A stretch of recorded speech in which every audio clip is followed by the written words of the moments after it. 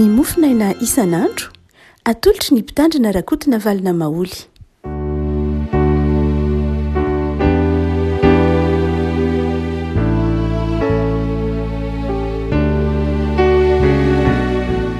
Fifaliana avana no iarabanantsika hatratrity alakamisy fa enina ny volana jona ity.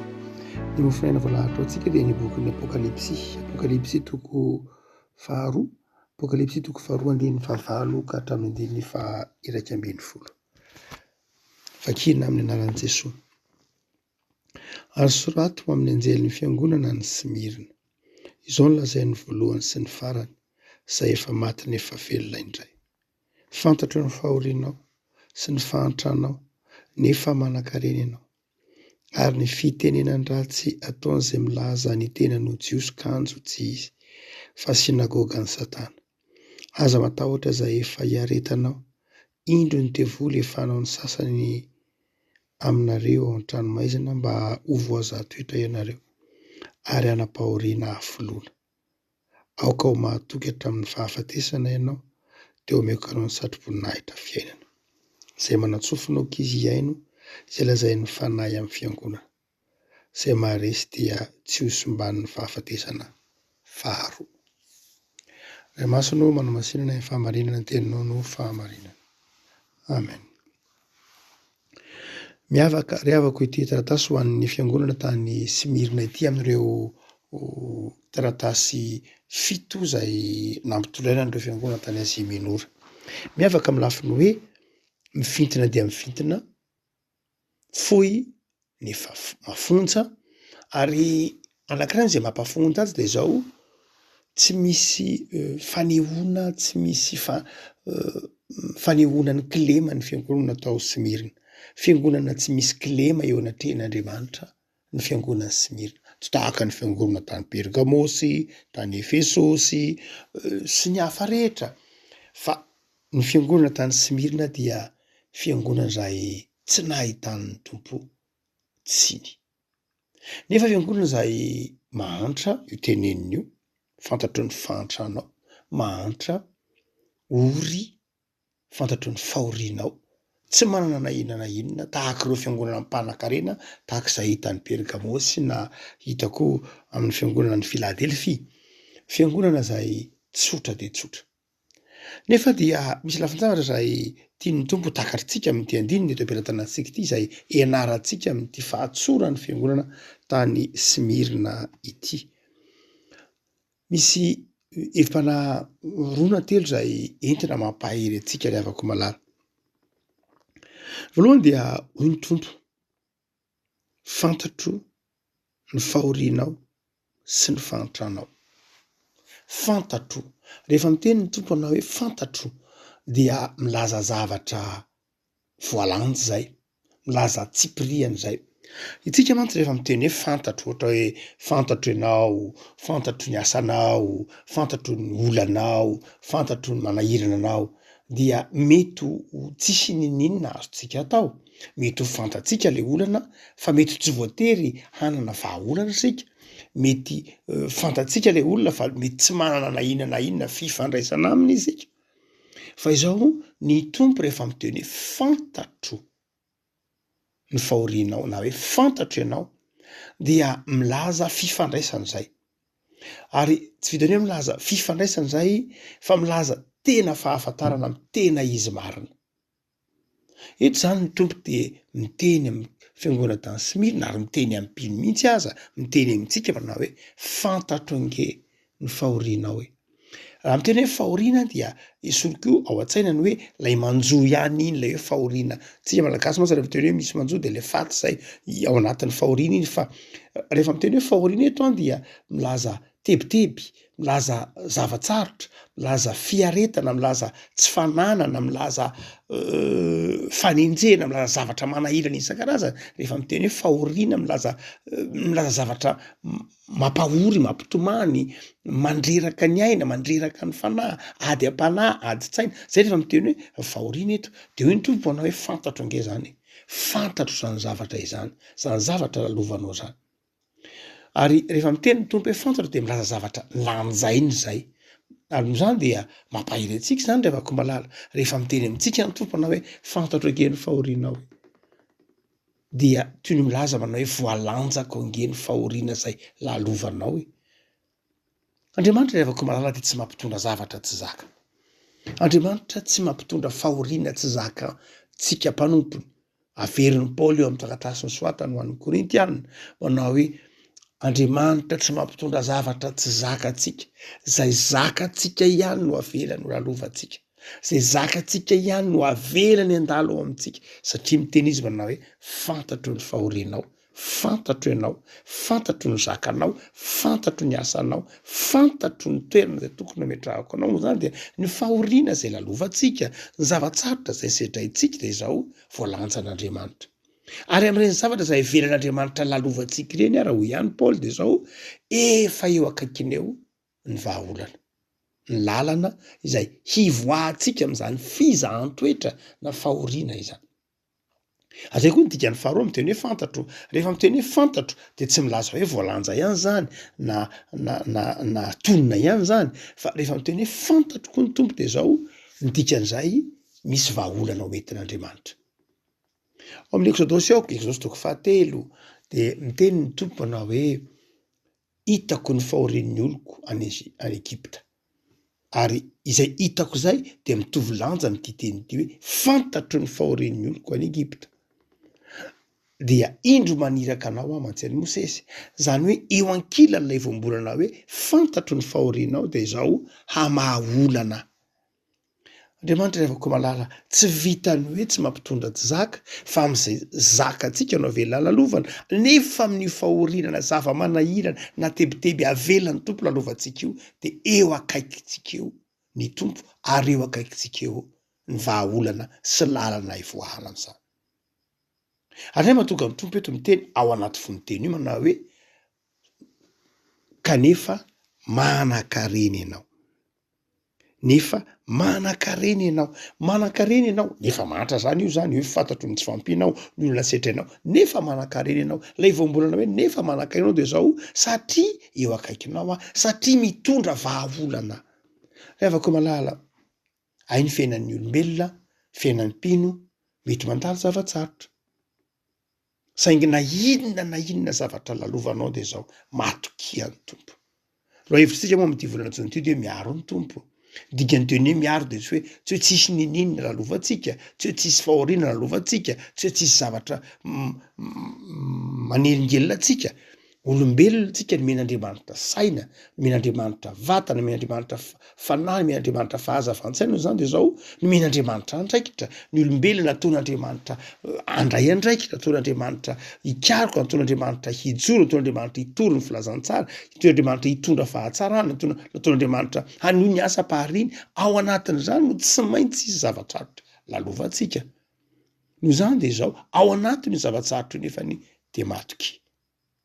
Fa izao nataon'ny tompo resinao io, nataon'ny tompo tsapanao fa eo akaikinao izy ary tsy ao anatin'ny fifaliana indraindray ny tena tsapanao ny mahakaiky ny tompo anao. Mazava ho azy ao anatin'ny fifaliana dia mideran'ny tompo isika fa ao anatin'ny zavatsarotra mandrakariva ny tena hatsapantsika eo akaikitsika ny tompo. Amin'iny fotoana sarotra iny ary zay ny dikan'ilay zavatsarotra viran'ny tompo andalovantsika, atsapantsika amin'ny fotoana iny fa aizy eo akaiky eo, aizy tsy lavitra antsika, aizy mijoro eo ankilantsika, aizy tsy nanary antsika. Fantatro ny fahorianao, fantatro ny fahantranao, nefa ianao ilay manan-karena satria eo akaikinao aho Jesoa, satria vahaolanao aho Jesoa, satria namanao aho Jesoa. Ny faharoa zay ifipalaza eo ny tendininy ity dia mampiomana koa ny tompo manao hoe izao tontolo izao ange makahala anareo hoe hiteny ratsy anareo izy, hanao anareo hatrany maizina izy. Tsy tsika amin'izao vanim-potoana taonjato fa 2020 zao no tsy atsapany fankahalan'ny olona ny antsoina hoe fivavahana kristiana. Tsy tsika amin'izao andro antsika izao tsy mahatsiaro manao hoe ny esoteny ataon'ny olona amin'ny kristiana, ny fanaratsiana ataon'ny olona amin'ny kristiana. Ary raha vao ny kristiana no ahitan'ny olona fahalemena, raha vao ny kristiana no ahitan'ny olona zavatra tsy mety kely ko olombelona ve moa izy indray mba mety tezitra, olombelona vizy indray moa tsy mba mety ho tafotohana, olombelona vizy indray tsy mety mba misy fotoana motron'ny olombelona rehetra mety mamaly ihany ndray rehefa atao. Saingy am'ireny lafin-javatra eny de zao masika amin'ny kristianina zao tontolo zao. Andrandray eto dia heverin'izao tontolo zao heverin'ny tsy mino fa manana zo izy hitsara ny kristianina. Andrandray de vitany mihitsy ny teny amin'ny kristianina manao hoe nareo kristianina ve de tokony anao an'izao, tokony anao an'izao. Amin'izao tontolo zao de zao satria ny kristianina de tokony ho tsy mamaly izy raha ratsiana, tokony mandefitra izy, tokony na hitsahana ny tapon-doha aza na alaina avokoa aza ny fananany na haratsiana izy na kapohana izy na inona dia amin'izao tontolo zao azo atao an'izany ny kristianina. Ary raha avy miteny ny kristianina ka midrikina de zao ny tenen'izao tontolo zao manao hoe kristianina ianao ko manao an'izany, kristianina ianao ko tezitra, kristianina ianao ko manao an'izao, raha kristianina ianao tsy tokony manao an'izao, tsy tokony manao an'izao. Eny tokoa tsy tokony hanao an'izany ny kristianina, tsy tokony hamaly izy, tokony handefitra izy, fa izao tsy zony zao tontolo zao, tsy droahany zao tontolo zao ny mitaky an'izany amin'ny kristianina. Tsy azony atao zany.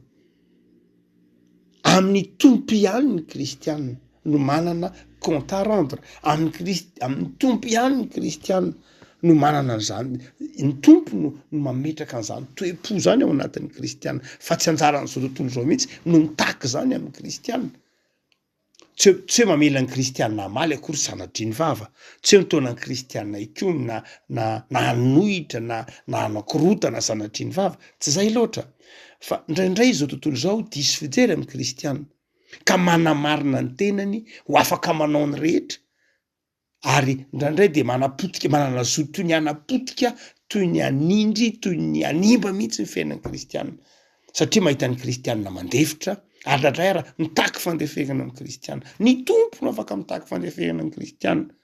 Tsy satana mihitsy sanatria mitaky fandefenana amin'ny kristianina, fa Jesosy no mitaky fandefenana amin'ny kristianina hoe mandefery anao anaka. Fa tsy ny devoly no hiteny amin'ny kristianina hoe mandefery anao amiko, tsy manao an'izany Jesosy. Andrandray ny kristianina dia matsiaro fahoriana, matsiaro tebiteby no ny etraketraklay ratsy. Marina loatra. Zaka ny kristianina zany zavatsarotra zany. Satria ny tompo eo ankila. Fa fantatsy ny kristianina, fantatsika ny fahalalana zao tontolo zao atsika. Andray mahatokany hoe ny kristianina samy kristianina de zao tokony mifankatia. Ny kristianina samy kristianina de tokony mifanohana. Ny kristianina samy kristianina de tokony mifanampy, ary ny kristianina samy kristianina tokony mifanako-kenatra aza fa tsy mifanala-baraka. Satria tsy izao tontolo zao mihitsy no hamindra fo amin'ny kristianina, tsy izao tontolo zao mihitsy no hitsitsy ny kristianina. Zaharan'izao tontolo zao ary misy afahana mamely ny kristianina. Araka io teneny ny tompo io manao hoe anao anareo any an-tranomaizina range izy, ampitondra fahoriana anareo izy. No zany de zao ny kristianina samy kristianina tsy tokony hanomevahana mihitsy izao tontolo zao mba ahatonga ny fangiry firin'ny kristianina hafa ho mafy. Evako na inona nefary zay mety ho mafy ny fahoriana de ho ny tompo anao hoe miomana. Fa tsy maintsy zao tontolo zao tsy hitsitsy fa matoky aza matahotra. Evako malala manafatra antsika ny tompo aza matahotra amin'izay aretany. Tsy matahotra amin'izay aretany tsika satria tsy hoe mafy be, tsy matahotra amin'izay aretany tsika satria tsy hoe tsara, tsy matahotra amin'izay aretany tsika satria tsy hoe anjely, fa tsy matahotra amin'izay aretany tsika satria ny tompo eo akaikitsika. Ny tompo tsy mampitondra zavatra tsy zaka, ny tompo mampandresy antsika, ny tompo mampangay zay makahala antsika, ny tompo mampandresy antsika amin'ny zavatra sarotra zay avela ny tompo lalovantsika. Fa ny fahatelo de zao ny tompo anao hoe ao anatin' zany etraketraka zao tontolo zao zay ampanantenana fandresena ho anao zany de zao manana faharetana, aoka ho mahatoky hatramin'ny fahafatesana. Le mahatoky hatramin'ny fahafatesana de miseho mendrika anankiroa. Ny voalohany hoe raha manoloana ny fahafatesana ianao ankehitriny de aza mivadika. Zay ny dikany. Zany hoe raha ankehitriny atrehinao an'ilay fahafatesana hoe hiatrika n'ilay fijora vavolombelona ka takina hoe nitakiana ilay martiora de zao aoko matoky. Zay ny voalohany. Fa ny faharoa de tena hoe aoko matoky hatramin'ny fahafatesana de milaza fotoana mihitsy zany hoe aoky ianao tsy hiova mihitsy mandra-pahafatinao. Zay no heviny. Hoe aoko matoky hatramin'ny fahafatesana zao manao hoe aoky ianao hijanona ho kristianina mandra-pahafatinao. Hoe za tompo hijanona kristianina na mafy na mora na inona de zao za mandra-pahafatiko tsy hiala kristianina. Zay le hoe matoky hatramin'ny fahafatesana. Tsy hoe tsy fivadiana amin'ny eo anoloana ny fahafatesana ihany zay iny, fa mety tsy mitaky an'izany ange izy vanim-potoana ankehitriny. Fa izao nitakiny amin'ny ankehitriny de lay faharetana mandra-pahafaty. Be de be nge ny kristianina fandrandray tsy tody hatramin'ny fahafatesana. Misy lasa miemotra eny am-pandehanana, misy lasa kivy eny am-pandehanana, misy lasa mangatsiaka eny am-pandehanana, misy lasa miova mihitsy eny am-pandehanana, tsy tody hatreo amin'ny fahafatesana. Afaka malala eto zany ny tompo miteny manao hoe omeko anao le satroboninahitra fiainana, zany hoe ao ambadiky le fahafatesana le fiainana, fa hoento hatreo amin'ny fahafatesana ny finoanao, tazomy hatreo amin'ny fahafatesana ny finoanao, tazomy le fanomponao hatreo amin'ny fahafatesana de tsy fahafatesana ny vantaninao fa fiainana. Zay mahatonga ny ambany ery miteny manao hoe zay maharesy de tsy ho simba ny fahafatesana faharoa. Satria le fahafatesana faharoa de zao lay ao ambadiky le fiainana. Fahafatesana voalohany lay mort klinika, le fahafatesana zay hita lalovantsika isa andavanandro hitantsika mandeviny reny. Fa ny fahafatesana faharoa de zao lay vantanina ao ambadiky ny fahafatesana iny. Iny ny tena fahafatesana, iny lay fikitroanify. De zao ny tompo raha ohatra ka maharitra treo amin'ny fahafatesana izay hitantsika isan'andro mandevina sy ny tahak'izany iny ianao de zao tsy ahita le fahafatesana faharoa sanatria fa ahita kosa fiainana. De matokiry avako malala mareta am'lay nanoloranao tena, tazony mandra-piavy ny fahafatesana ny finoanao, ny fanoloran-tenanao. Asa variana be de be ny mety mahatonga ny olona tsy mahatody hatramin'ny fahafatesana ny finoana, noho ny fahoriana ve, noho ny zavatsarotra ve de manome tsiny an'Andriamanitra, fa nahoana no entinao ohatr'izao Andriamanitra, noho ny asa, noho ny mety ho fahitana ny hafa koa ve, hoe ka zange Andriamanitra, noho ny menjera koa noho ny hoe olona natao fitaratra, menjera koa noho ny hoe rafitra natao fitaratra hoe za kiviko jereva ary nataon-drano ko, za kiviko jereva ary fiangonana andriko, za kiviko jereva. Raha izay de zao fangamo ny fiangonana rafitra no natao amin'ny hazo fijaliana namonjy anao fatsy Jesoa. Fizahany toetra koa zany. Fangarakodo sy randria manodidina anao no natao amin'ny hazo fijaliana namonjy anao fatsy Jesoa. No zany de zao tokony haharesy ny zavatsarotra rehetra isika, tokony hahazona ny finoantsika mandra-piavy ny tompo na mandra-piavy ny fahafatesana. Afaka malala mahere zara matoky ny tompo, fantatry ny tompo ny fahoriana sy ny tebitebinao fa eo akaikinao izy miaolana, fantatry ny tompo ny fakahalany zao tontolo zao anao fa matoky, fa mampandresy anao izy. Fa izao kosa mahareta matoky. Ivavakintsika tompo aotsirona zany ny amin'ny solatra masina zay mampahiry anay, mampitraka anay fa kainy zavatra rehetra lalovanay tsisy tsy fantatrao.